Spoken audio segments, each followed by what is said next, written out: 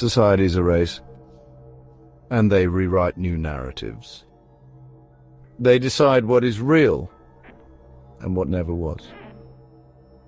A single person questions, but the crowd obeys. In our previous episode, Adam saw something he wasn't supposed to see. He asked a question he wasn't supposed to ask. And now, the world is adjusting.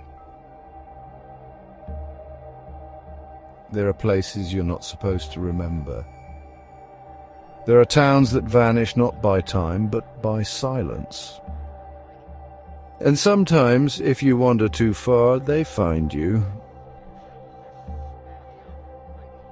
Nia drove down a desolate road, an endless stretch of asphalt leading nowhere. She wasn't lost, and yet the road was making sure she never arrived. As she drove, a town appeared, but according to the last time she looked at the map, it wasn't supposed to be here. And yet, there it was. She glanced at her GPS. It rerouted again. The screen flickered. No data available. As she drove through the thickening fog, a row of buildings materialized. Storefronts stood intact, their windows untouched by time.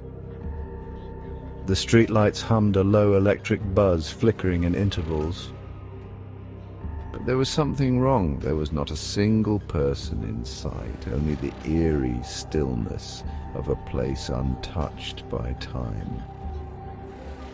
Elders Hollow, a town that shouldn't exist.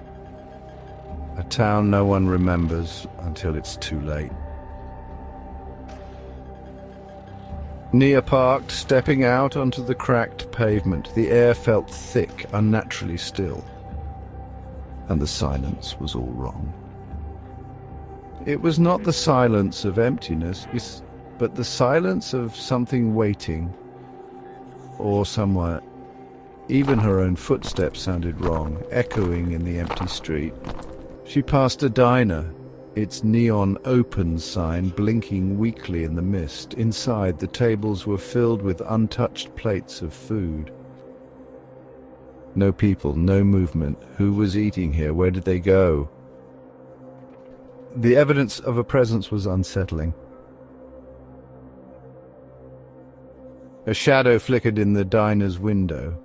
She spun around, but the street remained empty, and she realized she wasn't alone. The sound was too crisp, too deliberate. An old payphone rang in the distance. Nia hesitated, but then picked up the phone. Pressing it against her ear, she heard a soft, deliberate breath hiss through the line. "You need to be..."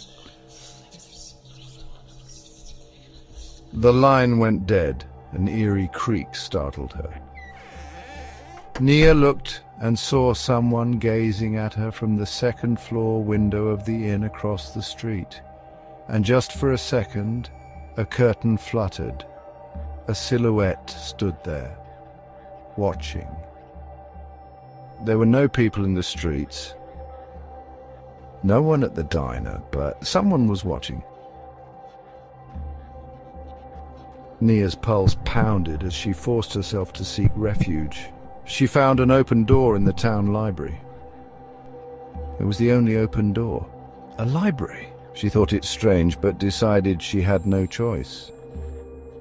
She had to seek refuge and find out what was going on. Once inside, a chill went up her spine. She saw an old man sitting at a desk, as if waiting for her. "You're not supposed to be here."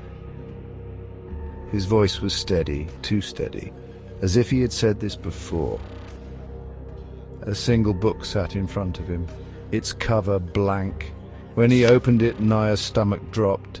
Inside the book was a list of names, some crossed out, others freshly inked. At the very bottom was hers. "What is this?" Nia asked. "Leave now. Before your name is more than just ink." The old man continued. Before you become someone else whose name doesn't matter, before you become a part of the crowd, a slow, agonizing creak filled the silence, the sound stretching unnaturally as if the building itself was exhaling. Nia's pulse quickened as she cautiously stepped backward, her breath shallow. The moment her foot crossed the threshold, the door slammed shut behind her. The entire library seemed to shudder, as if it had just swallowed a massive, sinister secret. Heart pounding, Nia stumbled back onto the street. The silence had changed. The town was no longer empty. There stood the townspeople in a line, perfectly still. Their eyes locked onto hers, their smiles too wide, too wrong. In eerie unison, they took a step forward. Nia turned and ran towards her car, her heart hammering in her chest. The cold air felt heavier, thick with something unseen pressing against her skin. Nia's fingers trembled as she yanked open the car door and threw herself inside. The car screeched as she tore down the road, gravel spitting beneath the tires, headlights cutting through the suffocating darkness. Nia glanced at her GPS, desperate for direction. It had finally updated, and the words burned into her mind. Current location, Elders Hollow.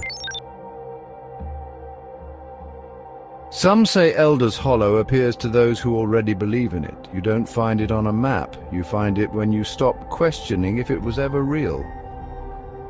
And once you do, it will never let you leave. People believe what is repeated, and if you tell them a story often enough, they will adopt it as truth, even if they never experienced it themselves. Which begs the question, if belief is what made Elders Hollow a reality, did Nia ever have a choice? Did the belief of the townspeople lure her in, their certainty weaving a trap she never saw coming? Ask yourself this. If belief can summon a place into existence, what else have you unknowingly created?